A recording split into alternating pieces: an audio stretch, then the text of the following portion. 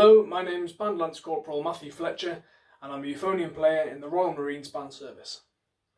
In this advanced level video of brass building blocks, in collaboration with the National Youth Brass Band of Great Britain, I'll be giving you a few helpful tips on how to improve your sight reading. Something to bear in mind is the difference between your regular practice and your sight reading practice. In your regular practice, you should strive to improve all areas of your playing and most importantly, remove any mistakes that you might be making in the music you're playing. One of the best ways to achieve this is through repetition. You should practice all of the most difficult passages and the areas of your playing that you struggle with most until you have no problem with them. In your sight reading practice, the aim is to play as musically, as fluently and as accurately as possible in the first time through reading the music.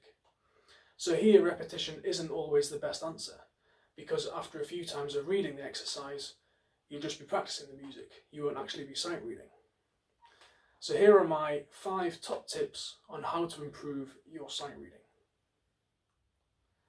The first thing you should do is to gather as much information as possible from the music in front of you. So you should look to the key signature and work out which key you might be playing in, or any closely related keys you may come up against. You should look at the time signature, so you know how many beats are going to be in the bar. And you should look at the tempo markings or any other performance directions. This will help you play in the correct speed and style. By looking at all of these areas, normally in the top left hand corner of the page, you're building up the best picture possible so that you can be as successful when you start sight reading. Okay, so the next thing to focus on is making sure we have a really good confident start. Once you've established the time signature and the key you're playing in, and the tempo and the style, you should look through the first few bars and just make sure you're aware of what the music requires from you. 2 ways to make sure we can be as accurate as possible are firstly to sing through the first few bars in your head, just make sure you understand what you're going to be doing, and then once you're playing, make sure you're subdividing, and this will help you get around any tricky rhythms and make sure you can keep the tempo flowing. Something else to be conscious of is to make sure that you do not stop. If you make a mistake or become unstuck for any reason, that's absolutely fine. That's all part of sight reading. The likelihood is that when you're performing some of the more difficult bits of music, you won't be able to play them perfectly first time through. But the skill of sight reading is to make sure that you're not affecting the flow of the music or the ensemble around you when performing music for the first time.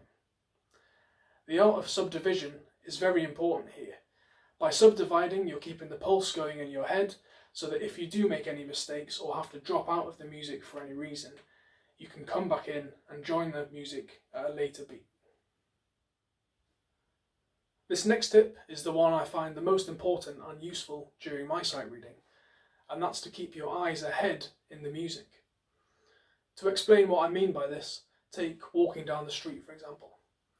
You're not staring at the ground, taking in every step as they come, but your eyes are looking further ahead to see if there are any obstacles in the way or to work out where you're going. This is much the same for playing music. As you gradually become more comfortable with doing this, you will relax into autopilot to play the music you've already seen and know that's coming, and allow your eyes to wander further into the music to see what's coming ahead. By practicing this regularly, you'll be able to become a much more rounded sight reader. My last bit of advice for you is a bit of common sense really, and that's to make sure you can have access to as many different types of music possible in your sight reading. This is something that you should be practicing regularly, so playing the same stuff over and over again isn't going to be as effective as playing new stuff every day. There are many different online resources you can turn to, such as the imslp.org website, which has thousands and thousands of pieces of music which you should be taking advantage of. If you can play bass clef, great, look towards cello and double bass pieces. If not, there are many more instruments that read treble clef, such as flute, oboe, clarinet. You can pinch all of their music and get sight reading. Think of it this way, that the better you are at sight reading, the less you actually have to practice.